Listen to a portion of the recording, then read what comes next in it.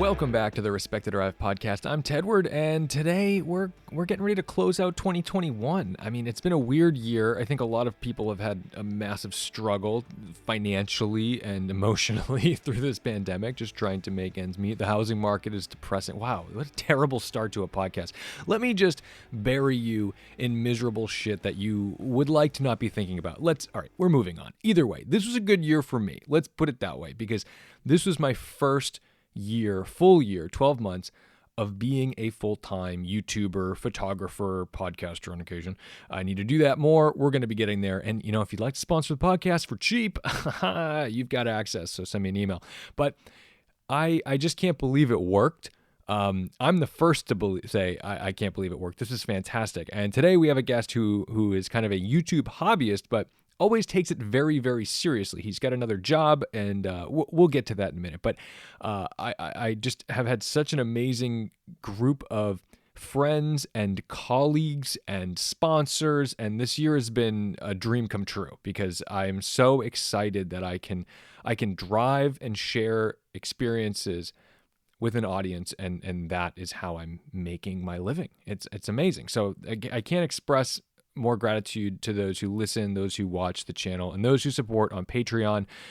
That's massive. And I don't ask for much. I really don't want big donations. There are people who will donate like $10 a month. To me, that's like huge. I'm like, whoa. Honestly, I would rather have hordes of people donating $1 a month than a few big heavy hitter donors. Those always make me stressed out because then I'm like, oh no, I really owe them. But anyway, anyone who can support on Patreon, always a huge thing. But also, just keeping my car safe. Garage 42 in Woburn, Massachusetts, and soon to open in Acton, Massachusetts, with a much larger facility.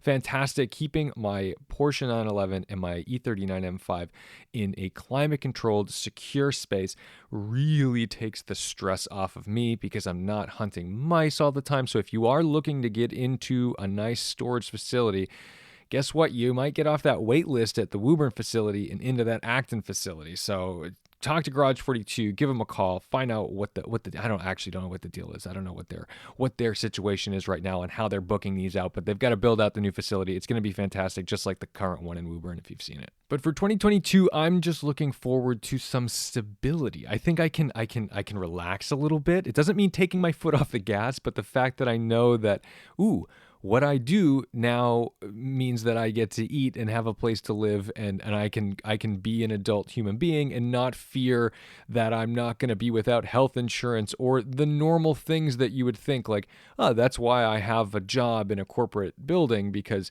even though I hate it, I know I'm secure. I feel like I've locked in a bit of security this year.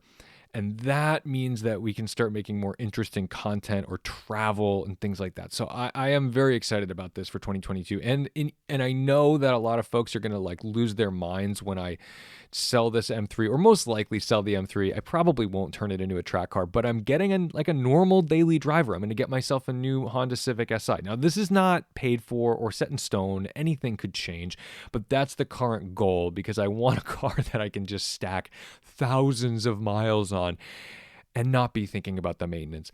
And that brings me to another thank you I have to issue to Weil Motorsport in Walpole, Massachusetts, my BMW mechanic, because they have done wonders for me this year, transforming the M5 into a leak-free, robust vehicle that I could now actually drive without worrying about needing AAA or actually more likely David with a tow truck. And also, my M3, I mean, I've had vibrations, I've had leaks, I've had so many warning lights, weird electrical issues, and right now, it's running great, knock on wood, because I really need this car to survive until I sell it. And I don't like selling cars that aren't perfect. I want to sell a good car to somebody. I'm not some scammer. I'm not going to be like, oh yeah, they won't notice this. It's good to sell things that are in running condition. It's fine if you say, maybe it needs some brakes, maybe it needs some tires, but actually we're all good right now. It's all gravy. So things are looking up. But today on the podcast, we've got Eli Rubin of the YouTube channel IgnitionTube. He's been around for a long time, and he's actually one of the people who got me involved in YouTube and introduced me to Dr. M3 way back in the day. The big headliner today is that he bought an E46 M3 with 341,000 miles on it. I actually went with him to go pick it up the other day. It was quite an experience, and we'll talk about what he's doing with the car, but also I love hearing from YouTubers, especially YouTubers who started it as a hobby, not as a business. Like, I don't really care to hear about a business that has a YouTube channel, right? I mean, you're going to hire marketing people, you're going to hire a film crew, you're just going to churn out content that you know is going to support your brand and do well. Whereas when you have somebody like Eli, who started as a teenager wrenching on his like 100 and something thousand mile Volkswagen GTI with his friends, like, that's fun. That's how all these guys started. I call them boys, because you think about it, like TJ Hunt, Evan Shanks, like, they started when they were kids. These were not men. These were kids with cars and doing as much as they could with the means they had. And I love that. So if you don't know him already, I'd like to introduce you to Eli Rubin. If you do know him, you'll probably get a little insight onto his life and how he really got started in this thing. Let's get going.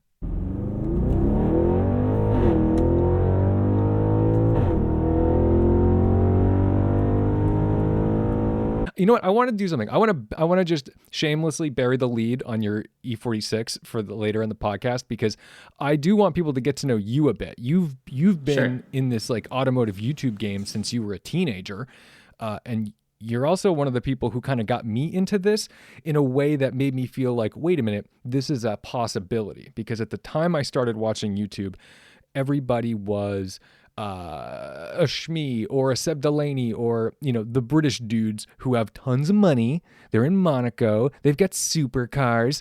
And then here's Eli and his buddy Powen just wrenching on Volkswagens and old BMWs in the backyard on jack stands that I know are from like Harbor Freight or AutoZone, or, you guys aren't like massively wealthy kids. You live in a nice area, but like, you're not like tooling around in Lamborghinis. You guys are in like 150,000 mile Volkswagens. So where did this all get started? When did you pick up a camera and decide I need to make this? And who influenced you to do that? You almost blew my cover with the Monaco thing there. I have a secret house over there, so don't tell anyone. I'd be so pissed if I knew you this long and we were not in your house in Monaco. Yes, no, I don't have Monaco money yet. We all want it. I don't know if I ever will. We all want it. That's wild. But so I started out making YouTube videos of myself drumming in my basement. And I did that because I had another friend who was doing it, and I was like, that's cool. I want the attention too. Like, I saw him getting the attention, and so like in a weird like narcissistic way, I was like, I want attention. Like, I'll make drum videos. Attention feels good. Don't be shamed about that. It feels nice when people say, hey, good job. Or you get like 1 million views on something, like, or at the time, like 1,000 views. It feels really good. It does. It definitely does. And then I got talking back and forth, and I left a comment on a Dr. M3 video, and he and I started talking back and forth. And I've been into cars since day one. My first word was wheel. So it's always been a thing for me. And I was like, well, why don't I take this passion for video and this passion for making content on YouTube and take it out of a realm that constantly gets copyright claimed and blocked, and you have to change the pitch of the songs and do whatever. That's true. And turn it... You have to be and really then essentially careful. turn it into something where I can make videos and showcase my passion for cars, but also do something that I'm proud of at the end of the day. And so that's where that Fine Tune series came out of. It was essentially like meet the owner, have them drive their car. I didn't want to be driving people. I mean, I was 18 years old at the time. No one's going to hand me the keys to a 600 wheel horsepower Porsche, but if I get the owner to talk about their 600 wheel horsepower Porsche, I could still make a video on the car and still make it interesting. So I did 3 seasons of that with a ton of help from Dr. M3. The reason I brought him up is IgnitionTube was initially his second channel that he hadn't done anything with. And I took it over, and initially it was just to make the Fine Tune series. And then through Dr. M3, I got to know TJ, and I got to know Evan, TJ Hunt, Evan Shanks. We were all in a group chat, and they were making vlogs, and Dr. M3 was making vlogs. And I was like, you know what? Like, why do I wait for the summertime to go home from college and film these videos and hope that I get enough filming in before the summer ends? And then my channel sits dormant for the winter. Why don't I just point a camera at myself? So My first vlog, I believe, was in 2016 in the fall. I was out of fine-tuned videos to make, and I was like, well, I'm going to ride around my GTI and point a GoPro at myself. And just kind of kept it going there. It was something that kind of kept me sane at school. I got out of kind of the school realm and the school mindset, got in my car, and I would just drive and go make a fun video. And, you know, when you're starting fresh on YouTube, it's awesome because every topic that you ever think of becomes a video. Like I made a video on driving front-wheel drive in the snow. I made a video of, is my GTI good for road trips, blah, blah, blah. And I covered all these great topics, and it honestly got really good traction and more traction than what the Fine-Tune series had done. The Fine-Tune series, there were a couple different episodes that did really well. Yeah, you had a couple heavy hitters on that. Like there was like 600,000 or 700,000 views on a couple of those. But there's no continuity between them other than the series. Like there's no reason for people to come back. And so what I realized when I started vlogging was when people have a core person to come back to, when I'm on camera and I'm kind of locking down what you can expect from each video, people start to watch more and more. And I started to see the same people comment over and over again. And so, I mean, Powen and I met Powen senior year of high school, and like 3 weeks later, we're dropping the exhaust off his E46, driving it across town in our buddy Brian's Blazer because we didn't have a welder at Powen's house, welding something, driving it back in an even longer form, and putting it in the garage. It just kind of happened naturally that, well, Powen and I are doing this stuff already. Why don't we put a camera on and film that too? So once I started filming vlogs, I brought the camera home, and, you know, Powen and I were, I think at the time, Powen was almost complete with his E36 turbo build.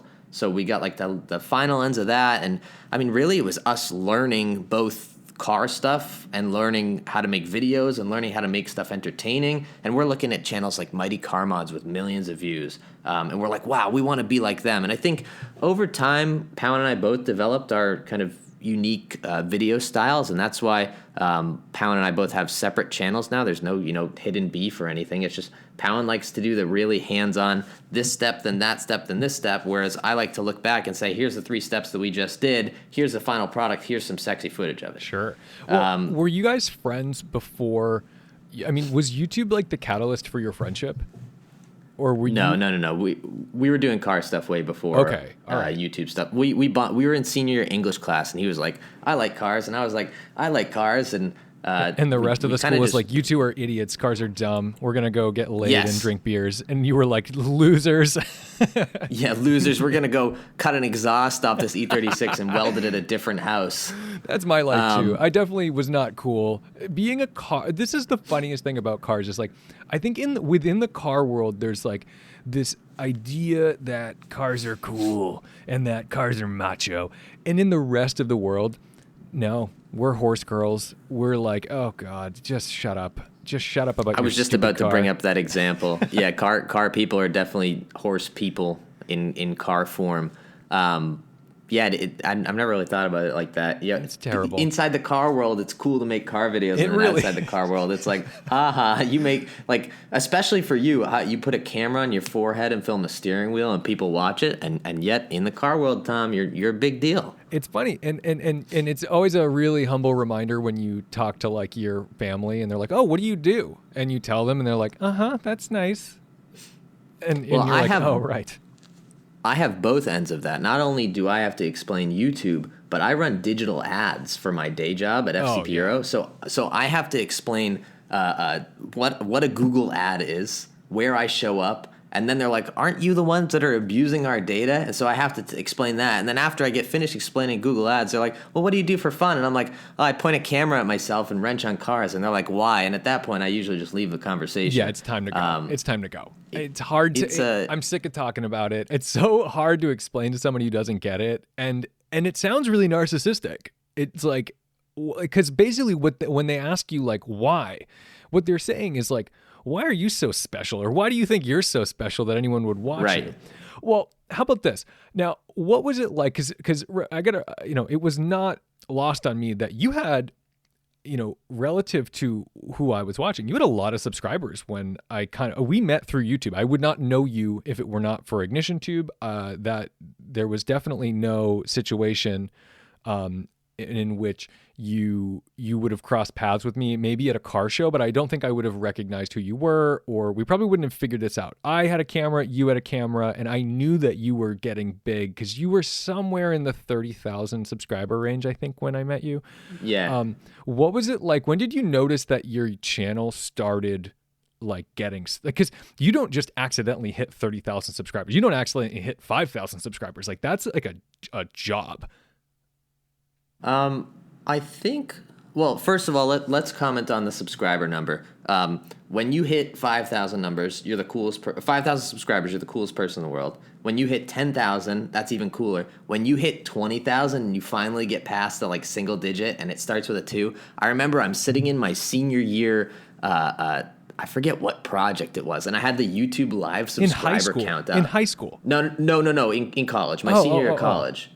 I had the YouTube subscriber count up, and maybe it was 30,000. It was either 20,000 or 30,000. I'm just like watching it, and the number changed, and I was like, wow, that's just like one more person, but look at this number. It starts with a 3 now instead of a 2, or a 2 instead of 1. I forget exactly what it was. It's bananas. It feels insane.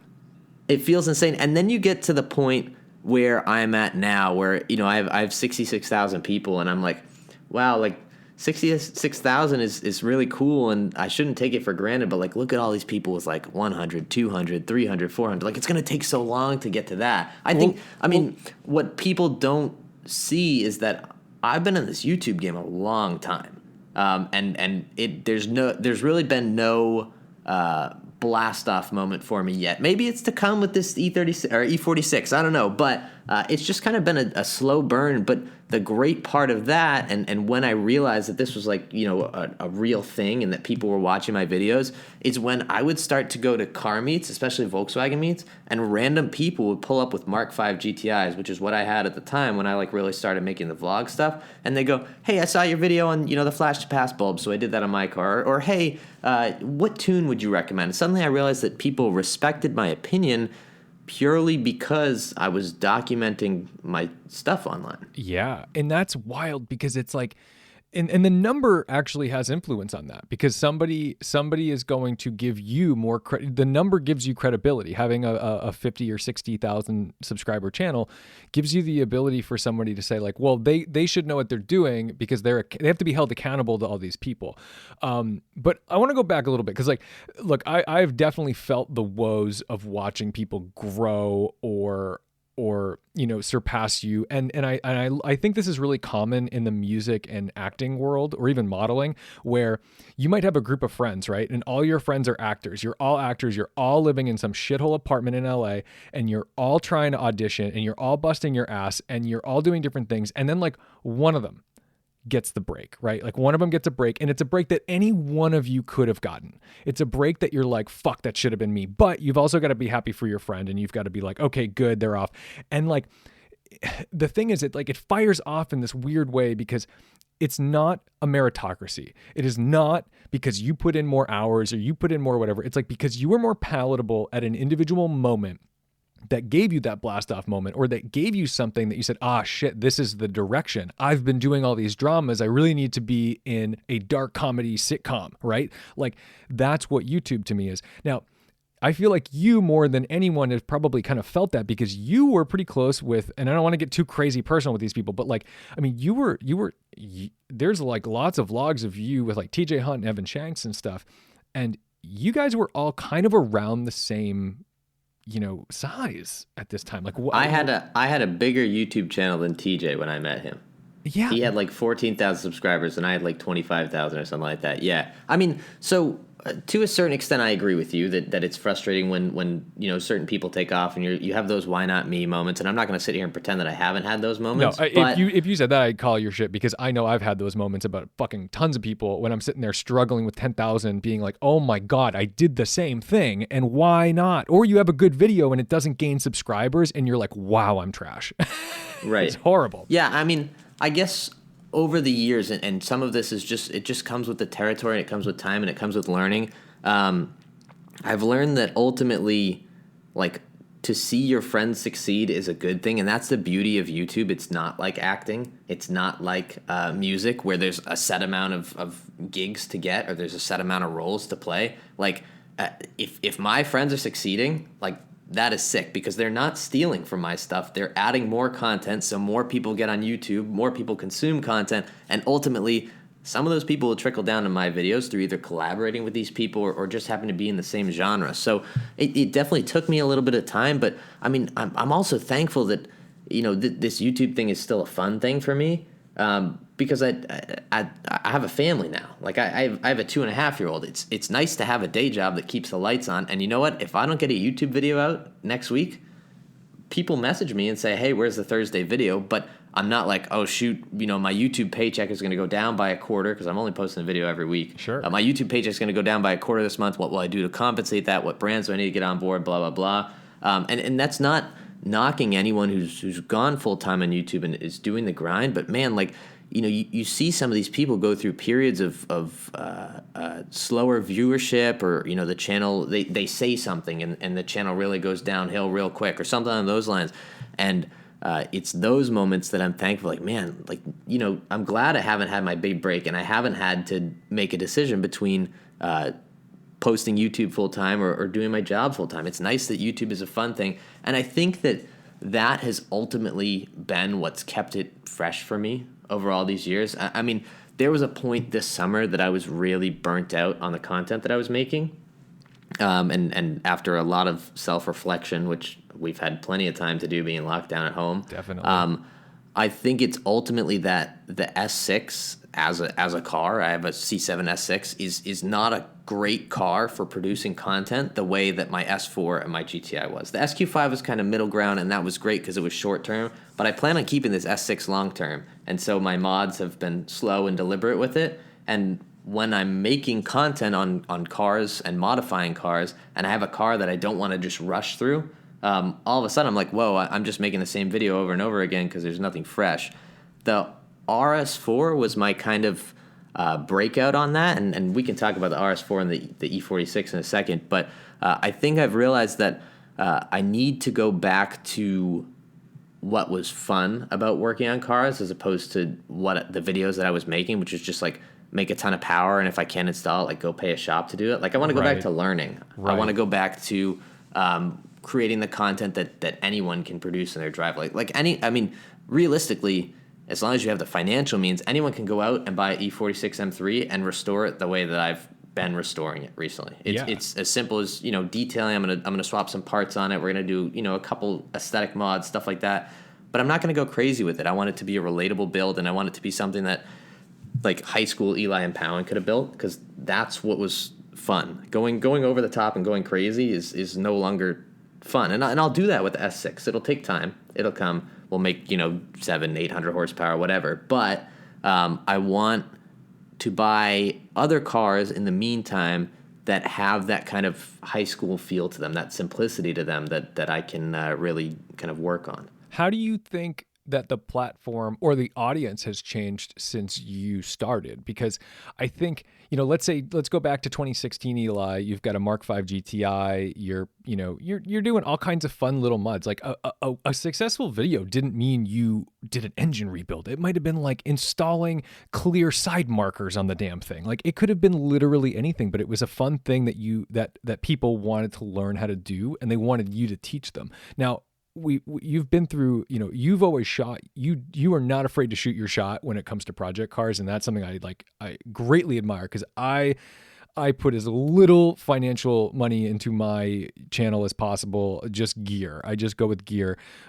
Granted, I don't really do like builds or anything like that, but how do you think that from 2016 to today, like how are you doing your E46 build or restoration or whatever you want to call it? Like, how are you doing this series differently than you might have done in 2016? That's a great question. I think, and you've seen it too as a consumer, and I know a lot of people who are listening to this have seen this as a consumer, that the YouTube car world went from car reviews were the big thing in 2015 to like 2016.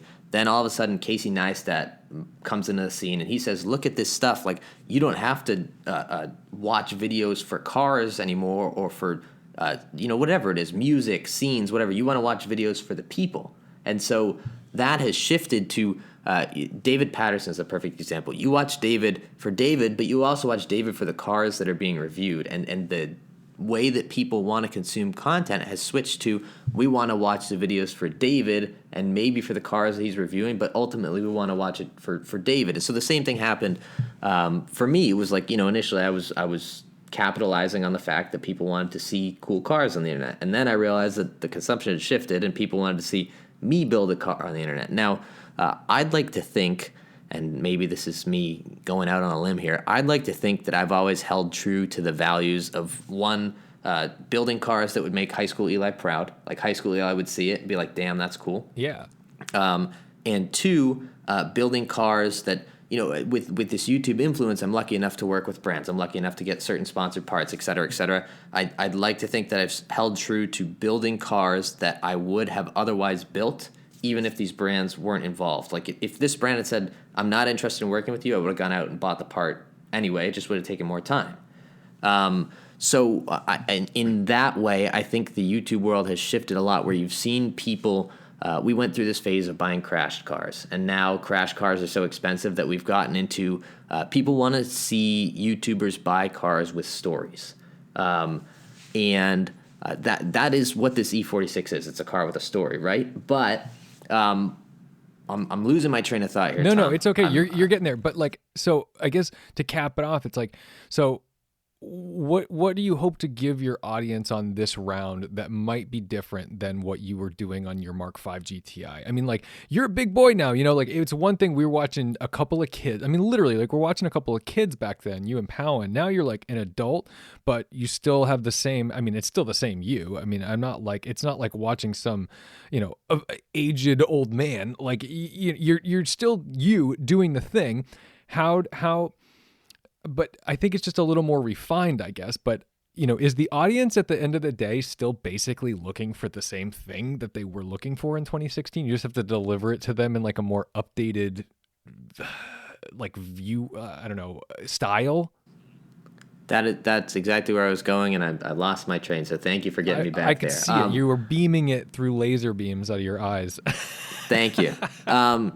So, I mean, ultimately, I think the difference between content now and content then is that people are consuming content much more off of the home page on YouTube as opposed to the subscription page. So I need to put a video out there that even though someone subscribed to me, they see the title and they see the thumbnail and they click it not because it's me, but because it's appealing to them. Yeah. And then they remember, oh, this is Eli's video, or this is Eli's car that he's building, or something like that. I think there's much more attachment to stories. Again, like I have to tell the story of this E46 M3, and to a certain extent, I told the story of my Mark V, and I told that journey, but I told that story through DIYs, as opposed to now I'm going to tell the story for this E46 through the restoration process and through, doing things on it that ultimately, if you go back and you watch every video chronologically, instead of me jumping around to, hey, here's a how-to here, here's a how-to there, here's a how-to here, it's going to flow much more where it's, hey, I bought this car, here's what's wrong with it, here's me cleaning it up, here's me starting to install some parts that are broken, here's me fixing some stuff, here's me breaking some more stuff. So each video has its individual appeal like it did in 2016, but it needs to have that pull in enough that people can jump in at any point and watch the video, sure, but it's something where someone's going to jump in and say, hey, here's a video. Oh, look, there's a video where he bought it. Oh, look, there's a video where everything's wrong with it. And people consume the story instead of just consuming the individual videos and moving on. I feel like the big change that I've felt over the last few years is that people are even less patient than they were in 2016. You used to be able to put out a video that filmed like a movie, right? That you walk in and there's like this nice, a slow intro and some cool music, and who's that? Who's that walking over there? That does not fucking work anymore. If they don't know who you are, you better explode something now and show me what's up. Like, I need to know now. The first 5 seconds, this is why every one of my videos starts with an acceleration, whether it even matters in the video or not. It's like, no, I need to hook you so you know that this is something. And then and it's crazy. It's just literally the only people who can do a video that like is actually cinematically written and is Top Gear, is the Grand Tour. Even Top Gear doesn't work anymore. I don't even watch Top Gear anymore. Love Chris Harris, haven't really watched Top Gear since the boys have moved on to the Grand Tour. And even the Grand Tour feels a little stale at this point. Yeah, and even the proof is in the pudding when you look at the Smoking Tire, and this isn't to neg on the Smoking Tire, but they just went and did this whole series that's basically like a kind of like an all cars go to heaven thing. That used to be behind a paywall, but now they've done this eBay collaboration and they've got, challenges. These videos must have taken so long and so much money and so much effort and so much editing and so much planning. And I think they've released all of them now. They've gotten maybe 30,000 views a piece. Right. Like how I saw that. I actually noticed that same thing. How depressing. I'm like, fuck me, you can't make this shit. So it's like, it's the dream that we all make some incredible cinematic masterpiece. But the reality is you gotta go like to the point, and you gotta upload a lot. Yeah. Oh yeah. The algorithm loves that. Yeah, I think to a certain extent I've held true to that value that I've always said. If people ask me about YouTube, I say I'm a filmmaker before I'm a YouTuber. Sure. Like I would much rather tell a story and put out like an absolute banger of a video where the people who do watch it are like, wow, like that was really great, than put together like a GoPro vlog of me buying 9 more cars.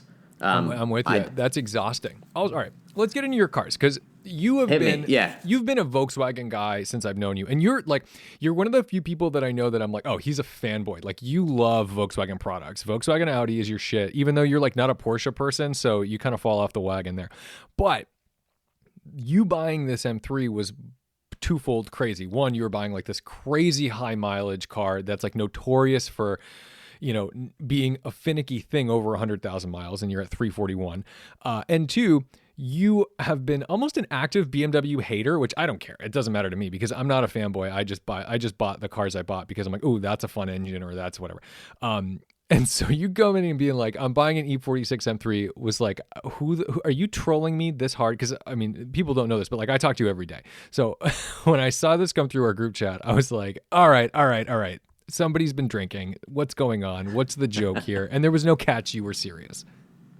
No, there was no catch. Yeah, I mean, I've always been drawn to the Volkswagen and the Audi brand. I think the design language speaks a lot to me. I think the way the cars are built and the amount of practicality in what they do has always spoken to me as a person. I would say that I'm someone who likes nice things but doesn't like flashy things. Yeah, makes sense. You're a sleeper guy, and your S6 is like the proof right there, because that is a pretty fast car. I mean, you're in the 11s and a quarter mile, right? So you're in 10s. Okay, sorry, you're in the 10s. That's like a 10.9, but it is in the 10s. But it's a 10, Tom. I mean that fucker hauls. You're breaking axles in that thing because it's got so much torque, and that's so cool. And yet it's just like a very ordinary, I mean, other than the fact that you got sweet wheels on it, like it's a fairly ordinary looking vehicle. Like to a non-car person, they do not know what lurks beneath that hood.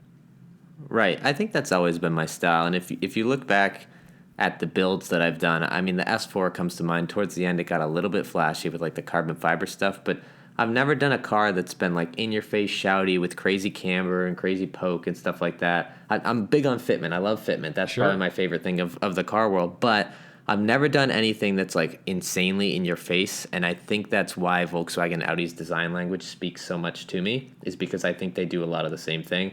I think BMW is a little bit shouty, and Mercedes all have electrical problems, so that kind of turned me off there. I have no idea what you're talking about. That Maybach I was driving was perfect. Nothing was wrong as long as you were reading it upside down and with a mirror.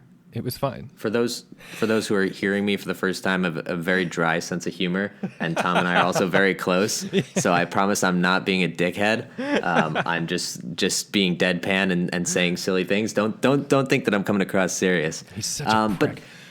So at some point, and I think the RS4 is the catalyst for this. Like I said. So you bought this RS4 on Cars and Bids. This was the first foray into this shit. You bought it. And this was another one where I thought this was bullshit, because I was in Portland, Maine, and you texted the group chat and said, "Oh," and you sent the car and said something like casual, like to me, I thought you were saying, "Should I buy this?" And I looked at it, I glanced, and I put the phone back in my pocket.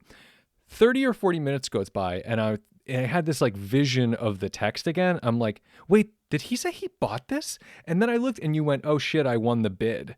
And you bid on this car on Cars and Bids, probably not expecting that you would be anywhere near the winning bid. And then you bought the car. All right. So I'm on my way to the dentist's office. So I found this car literally the day before it ended. I was bidding on a Porsche Cayenne the day before. And my friend Jake and I have been talking back and forth about buying an RS4 for the channel because I was feeling burnt out, like I said, about the S6 videos. And I was like, I want something fresh that I could just tinker with, something different that I haven't experienced. Naturally aspirated 6-speed manual V8 four-door sedan from an older generation than all of the cars that I've owned pretty much. Right. It's a B, what are these, like B7s? B7? B7, yeah. It ticks all the boxes. It's an 07, so it's even older than my GTI, which was an 08. It just kind of ticked all the boxes of like interesting and different, and that's what I needed to kind of spice up my my car life and my YouTube life. Sure. And so Jake and I have been talking about RS4s forever. This car popped up. I was like, wouldn't it be cool to take that car to 200,000 miles? Without even realizing it, I was trying to buy a car. It had with a story. 180 something on it. It had 192.5. Okay. So another really great choice because everyone knows that an RS4 4.2 liter at 192 miles an hour is just a cherry waiting to pop, right? Yeah. Yes. And I learned very quickly how much of a cherry that car was. There's no way you could have known based on forums, YouTube videos, millions of articles about how ultra reliable these cars are and how they don't suck your wallet dry at all. They're just perfect. All right. They're the Camry. All right, easy there. You're hurting my feelings now. I'm gonna do like the Island Boys and walk off of the Logan Paul podcast, the Jake Paul podcast, whatever it was. Oh God. But so I'm on my way to the dentist's office and there's 1 minute left in the auction. And like 4 different people texted me, bid again. And it was at 16.5.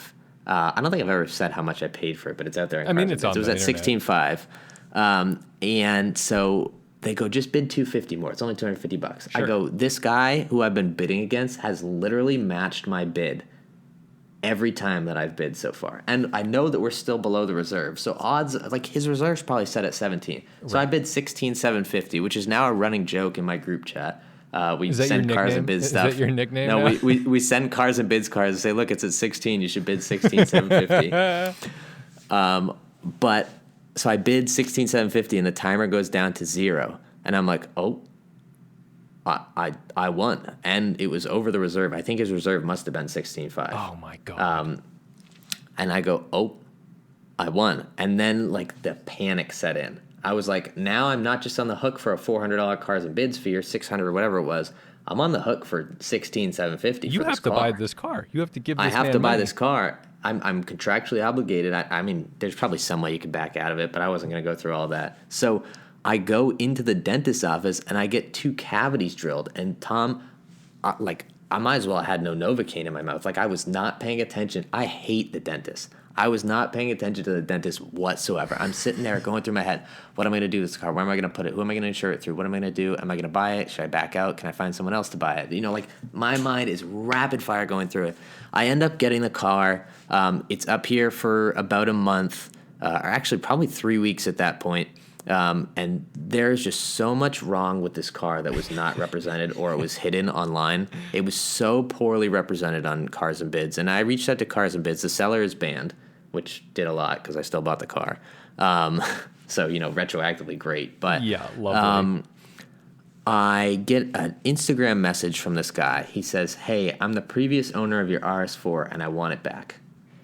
And I said, what? So not the guy you bought it from, but the guy who he bought it from. The guy who he bought it from. Okay. So I go through his Instagram profile, and sure enough, there is my car. There is it getting resprayed on the driver's side, which we noticed. There is it getting, you know, this, getting that. It was my car. It was 100% my car. So I give the guy my phone number. We get on the phone. We talk for like an hour. He's like, hey, did he tell you that the clutch needs to be replaced? I was like, no. He's like, is the clutch pedal sticking? I was like, yeah. He goes, yeah, I told him the clutch needed to be replaced. And this guy had driven it 3,000 miles in 3 months. So like, he should have done maintenance on it. Sure. There was just a whole bunch of stuff that he listed off that I was like, oh yeah, it has that problem still. It has this problem still. It has that. So he goes, I want the car back, name your number. And at this point, the videos were doing pretty well. I had just kind of really launched the car. Yeah, I was like, I don't want to sell this it. was your big resurgence to YouTube too, because you had been pretty like, oh god, like Yeah. you could tell you were burned out, and then you bought this car, and I was excited for you. I was psyched because your unveil like did well. I remember the first few hours it did like 11,000 views, and I remember calling you and being like, Eli, it fucking worked. Good on you. I was so it psyched. worked. And you know what I did, Tom? I stopped telling the story of the car, and I started talking about RS4s in general, and the views dropped off. And that solidified that people are in it for the story of the car, and as long as I can keep them roped into the story of the car, the views will stay there. Yeah. But anyway, so this guy goes, I'll buy the car back from you. And I was like, I don't want to sell it. I thought about it. I was like, you know what? Like, it would be the financially smart move to get my money back out of the car. And so I did, and it worked out well, and, you know, happy endings there. And time goes by, and I'm looking through project cars, like, what should I do next? What would be fun? What would be different? What would be interesting? I was looking at B6 and B7 S4s, which is the same motor as the RS4, only it has many, many, many more issues than the RS4 motor does. So, you know, very smart decisions. But I was like, I'll send that out. I'll get a built motor. I'll put a supercharger on that. It'll be great. And I was looking at E39 540s. Yeah, and that's a very similar story where the M5 is a much more robust engine than the 540s because you have a single timing chain and you have like plastic chain guides that break, and it's like a whole thing. And it's like you'd think, oh, it's the cheaper, simpler car. It's like, oh my God, you're in for a world of hurt with a 300,000 or 250,000 mile 540. Yeah, I mean, I was playing with the idea of like manual swapping a 540 wagon. I think that's where my kind of interest into the BMW world sparked up. And I was looking at a couple different mid-2000s Mercedes. I mean, the mid-2000s is really the pinnacle of like pretty decent cars that are like not easy to work on, but like not as complicated as modern cars to work on. And I say modern, I mean like 2016 and up cars that I'm playing with now. That make decent power or decently reliable and are safe. I think safety is much more of a priority for me. One, since I had my kid, but two, since I got in an accident in the S4. Yeah, the plow hit you. I was looking at Mark II GTIs for the longest time, and I was like, look, like if a plow can hit me out of the blue on a snowy day, imagine what happens when I get hit by an 18-wheeler out of the blue on the highway, you know, on a sunny day. You're or a whatever. sardine can in a Mark II GTI. I mean, that's it. It's done. So I'm like, well, let me find one of those mid-2000 cars. And my coworker, JR, has this E46 M3 that he loves. And I love to make fun of JR for that car. No torque, sounds bad, you know, BMW driver stereotypes, you name it. I've said it about the E46 M3. But at some point, I was like, man, like, you know, I wouldn't be against this. Alex Weiss has in a group chat with me, and he's on the hunt for one of those, although it'll be, you know, a year or two before he buys one. But he constantly sends them in the group chat. I'm like, well, they're really not bad-looking cars once you lower them and you put some wheels on them and you get them looking right. Yeah. And so this car came up. It was sent in our work group chat. My buddy Jacob, another coworker from FC Bureau, goes, this is the old dealership that I worked at. I know the owner. He has this car. It's a 341,000 mile single owner E46 M3. That's insane. And a single person put that many miles. I mean, that's bananas. It really is. I mean, and from 2004 to 2021, almost 2022. So, you know, it was a good amount of time the guy had the car. He clearly loved it by the condition of the car. But my first response to Jacob is that is the perfect YouTube car. Like, it is a car that interests me enough to own, where I'm not painfully making videos about something that I hate. Like, if I bought a Civic Si, I can imagine I would not be happy doing that. But E46 is close enough to what I know that it'll be fun. It's something different. I talked about this in the Unveil video. I love the research phase, and I love the learning phase of buying cars. And the cars that I've bought recently have been so similar that I already know a ton about them. Yeah. This E46 stuff is wild. I mean, I don't know anything about these cars. And luckily, it's so heavily documented, and you have like literal like first degree of separation phone calls to me or any of my BMW friends that like we're easily accessible to be like, oh no, don't do that, or yes. Yeah, you know, honestly, it didn't really hit me until after I bought the car how many of my friends are BMW people and know these cars so well. But like almost everyone that I talk to on a regular basis is a BMW guy. I mean, I got under that car when we brought it to FCP Euro after you bought it, and I felt like I was at home. I'm like, oh my God, I can't even tell you how many like tears and fists have been, shed.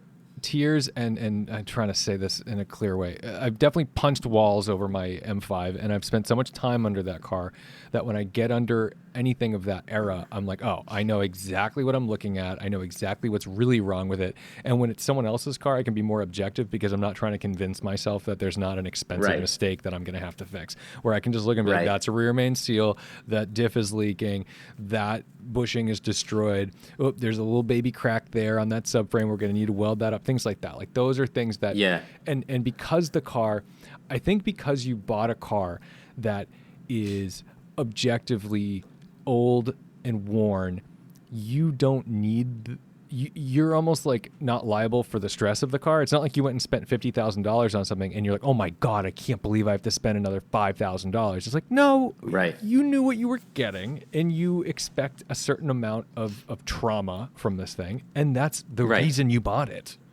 Exactly. Yeah. I want to tell that story.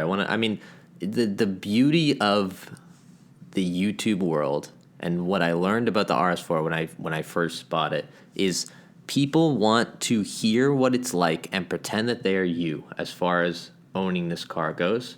But the beautiful thing is when you run into trouble, Eli is running into trouble, not you. So you can experience all that trouble. You can experience all that emotions. You can be like, what would I do to fix this? But you never are financially involved in it. And ultimately, you're not on the hook for anything other than watching the video. Like you could leave the video at any point. If my rod bearings go and my motor blows up and that stresses you out, like you could pause the video, but I can't pause the video in real life. Like this is why you need. I got to keep going on that. This is why you need a dash cam, because I always thought the same thing with my M3 before I did the rod bearing job. I was like, oh my God, if these rod bearings go and I don't get it on camera, I'm gonna kill myself. Because we talked about that on the ride back. That's gold, man. I need to set that up. But I mean, ultimately, why did I buy this E46 M3? I don't really know. Like, I could tell you it's a great YouTube car. I could tell you that I want to explore BMW. But the thing and the reason why I was wavering so much when we were down there is I was like, why do I want this car? And I don't think I've figured it out yet. I think that it's a good car and it's a learning opportunity. And like I said, it's a great YouTube car. But something inside me was like, you should buy that car. And I haven't figured out the exact logic behind it. And to a certain extent, sometimes there isn't that logic. Like the S6 makes perfect sense for my life. Sure. Everything about the S6 is super logical, except for the fact that it's a V8 and it gets like 8 miles to the gallon through the city of Boston. Aside from that, everything about the S6 makes sense in my life. The E46 makes almost zero sense as far as what I'm going to do with the car, but something inside me was like drawn to it. I was drawn to that story and I wanted to experience it firsthand. That's and good. Now I have this like hell-bent mindset of like, I'm going to make this car look like it has 100,000 miles on it, not 350,000 miles on it. So I'm like going through FCBureau's website and I have like 9 things on my cart right now and I'm looking online. I just found out that the window trim behind the little pop-out windows in the back is part of that bigger like window trim piece. It only comes as one piece from BMW. They're $800 a side currently, and that like genuinely pissed me off because I was like, oh, I'll replace that. Like that'll be an easy way to make it look better. So I'm like on this hell-bent mission, and it's a very interesting and a very fun and a very different mission than I've ever been on with a car before, to make this car look like it has less mileage than it does, so that when I tell someone the mileage, they don't go, cool. They go, no way. No, I already think it's kind of a no way car, but once you clean up that interior, which I saw you were steam cleaning it and stuff, like, oh my God, it's going to make such an impact on getting into it, because I think when you first got in that car, you're like, oh, if I breathe, I'll die. It did not smell great. It was very old and musty. Yeah. I mean, I think you're going to have fun with it in the winter anyway, because this is a car that's going to introduce you to the rear-wheel drive world. And honestly, I think that's what's going to sell you on, oh, this is fun. Like, it's not going to wow you in a straight line. E46s, even though all the fanboys believe they're God's gift to the world, they're pretty chunky. It's a heavy car. So even as a road car, like, without stripping them, they're not, like, that impressive. Right. They just are balanced, they're well balanced, and that's what's going to make it fun in the snow. I'm excited to to learn the realm of rear-wheel drive. I'm like in my brain racking through places I can go and do some donuts in an abandoned parking lot before I get the cops called on me. It's all we want. And when you're like in your, late 20s or, I'm in my early 30s, it's like, it's almost like a joke if someone's calling the cops on you for like doing donuts in a parking lot. You're like, hello, sir. Like, hello, guy my age. Yeah. Why, yes, I was going a little sideways. Fun. I was going a little sideways in this empty parking lot with nothing to hit. And they're like, okie doke, bye. Yeah. And then that's that. It's not like I'm like lighting a tire on fire and sending it through a crowd of people in Florida. I mean, Jesus Christ, it's just, people are nuts. And you're now mature and you can go and enjoy some donuts in your vehicle. I have had one of those moments recently. One of the worried about phone, in high school when you're like speeding through a neighborhood that you shouldn't have been speeding through, and you see like the person whip out their phone, and you're like, oh no, like they're gonna call the police, and the police are gonna come find me, and my mom's gonna come tell me, and she's gonna take the car away, and my parents are paying for my insurance is gonna go up, blah blah blah. Yeah, you think about. I had one of those moments recently, and I'm there's really no reason that I should have had it. I mean, borderline. So, I have drag slicks for the S6. Yeah. That car has notoriously weak axles, and it has very small turbos on it right now that deliver, 650 or 700 foot-pounds of torque, right at like 3,300 or 3,500 RPMs, down low in the rev range. So you have a slow-moving, heavy object with very grippy tires on it that is getting a lot of torque delivered to axles that are not designed to withstand that kind of torque if the tires aren't also breaking loose. So I was getting ready to go to the drag strip. I was going to run my first 10. I had this all in my mind. So I put the slicks on, and something in the back of my mind says, go make a street hit. Like, I haven't launched this car in a hot second. Like, let's go make a street hit. So I go basically to Mexico near my parents' house. Yeah. And I set the car up on launch control, and the car hooks and leaves. And I must have been doing, like, the first, 0 to 15 was glorious. And then the clutch, really engaged, and the torque, really hit. And all of a sudden it goes, boom. And the first thing I think of is there was a lady doing yard work, 3 houses down the road. There's no way she didn't just hear that boom. I'm going gradually up a hill that crests in about 300 feet, and then there's a long downhill after that. I'm like, this lady is going to call the cops on me, and I'm going to be sitting on the side of the road with a broken axle with a car that doesn't drive. At that point, I thought it was my transmission because your mind goes to the worst case. But I'm like, either way, my car will not drive when I hit the gas. So I had that high school moment where I was like, oh no, I'm going to get in big trouble here. I've done something really bad, even though I really hadn't done anything that bad. And the good news is most cops don't know enough about cars to be like, the only way you broke an axle was because you were launching it on slicks, boy. They have no idea. You just be like, oh, my car broke. They're like, neat, AAA, have a great day, bye, and then you're off. The story doesn't end there, Tom. So I broke this axle going uphill, and I have maybe 50 feet to go to the top of my hill, and the car is slowed down to 5 miles an hour. So what is the only logical thing to do when your car is slowing down? You're almost at the top of the hill. You open the door. No, and you did not open the door, and you car. put one hand on the steering wheel, and you push as hard as you can. You Flintstone. And there was a guy that was coming up. There was a guy that was coming up behind me, looking at me, and I remember looking over my shoulder.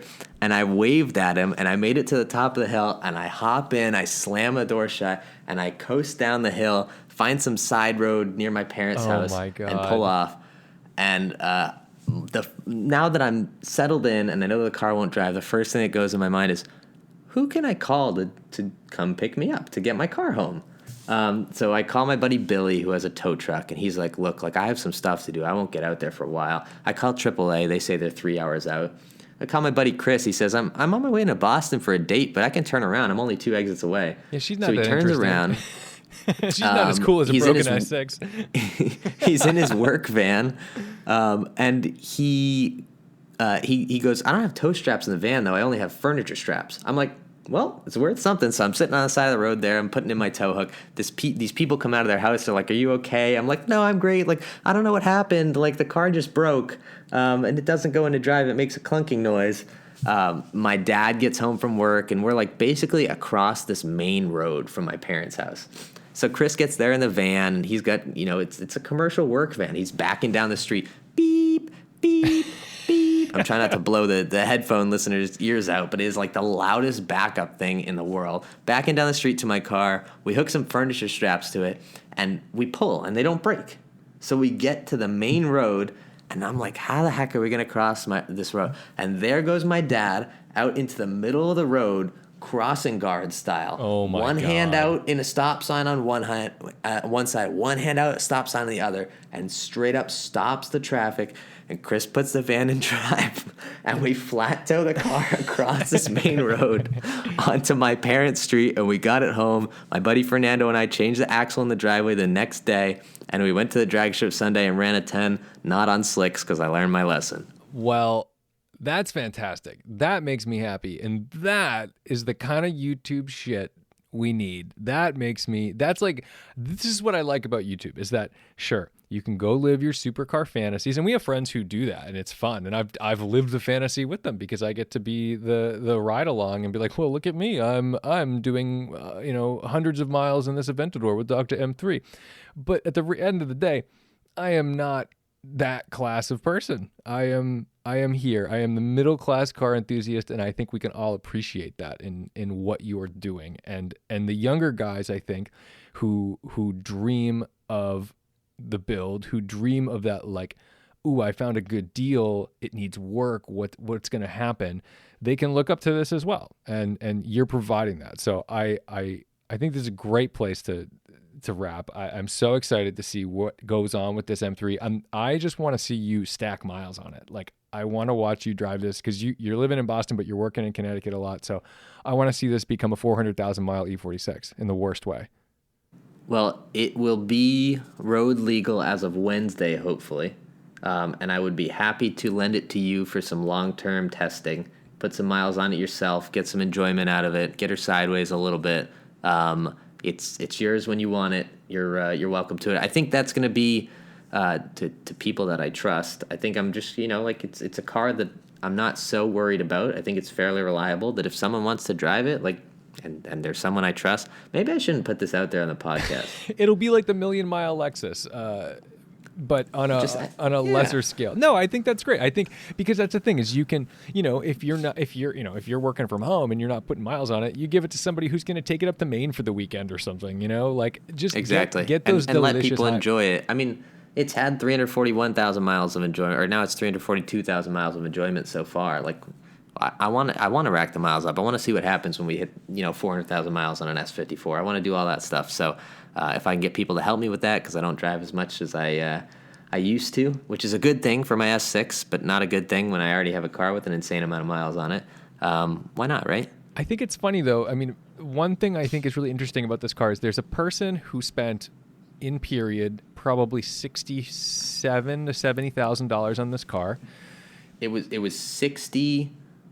597 or okay. 60,500 something, which in modern money is $83,000. Okay, and then that's a lot of money on a car in 2004. Yes, and then you would think that someone who has that kind of scratch is going to just get another car in a couple of years, or 3 or 4 years.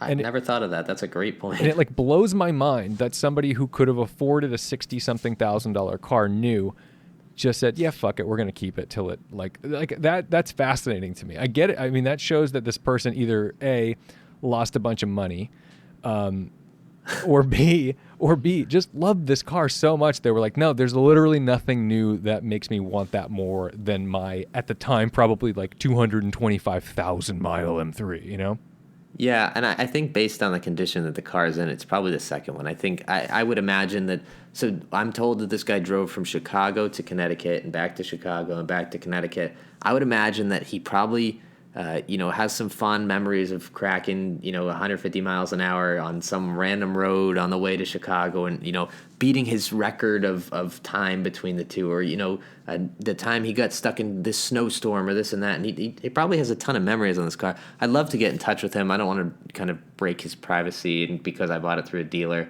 I mean, I have his name on the title, but because I bought it through a dealer, I don't necessarily want to, contact him, but at the same time, he probably has some great stories about this car. So maybe one day. Yeah, give it time, and then I'm sure he has photos of himself with the car too. I mean, so the same thing happened with my 911. I bought it from a guy, and that guy only owned it for a short amount of time, maybe a year. The guy who really owned and used and built this car, he reached out to me a few months after I bought it, and he showed me all these great photos of it at the track and him driving it around and all that. I was like, wow, I got to see the progression of that car. And so I'm sure, give it a little time, reach out to him. I mean, it's not like you have to put him on blast, but I'm sure he'd love it. If he put this many miles on this thing, I guarantee he will spend an hour on the phone telling you what it was like. Yes, I agree with that. I'll give it a little time, and then maybe he'll come to the YouTube channel. Yeah, that'd be fun. Well, thank you for coming on. I really appreciate this. We got to have you back anyway, because there's always a million stories we can tell. But at the very least, I know there's a lot of people who listen to this who either know you or want to know you, and now you've got this thing that I'm like, okay, this is the perfect hook, because now you've got the crazy Beamer that we can show off, and I think it's going to be a good time. So anyway. We'll see you soon. Next episode, we're going to talk about the time I did 160 miles an hour past a alleged police officer. So stay tuned for that one. I've been waiting to tell that story. I'm out of the statute of limitations on that now, Tom. So I've been waiting to tell that one. So we'll save that for next time. Maybe we'll do a three-way podcast with Dr. M3 because he was there as well. I would love to. But that is a great story. We'll save that for next time. That sounds good. But thank you so much for having me on. This is fun. I've never done a podcast with someone else. I've always been the one leading it, so it's nice to get guided through the questions instead of doing the guiding. I appreciate you for that. No, it's great. I appreciate it, and I love a last minute thing because I don't have to stress about it all day. We're just hey, let's go do the thing, and we do it. So, Beauty. All right, great. I'll see you soon.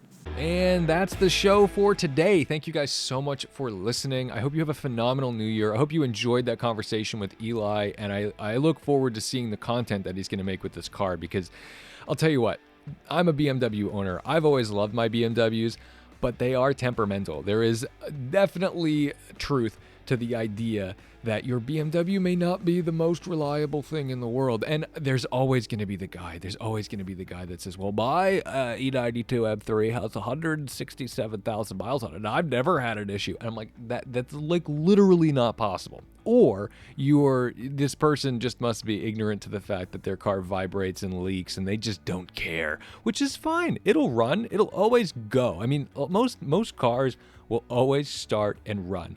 But really, do you want to be trashing your driveway and leaving giant oil slicks everywhere you go? Do you want to be feeling driveline vibrations at 66 miles per hour and anything above that feels like it's going to rattle the diff apart? There's a piece of me that wishes I could just be completely ignorant to all the pain points of a vehicle.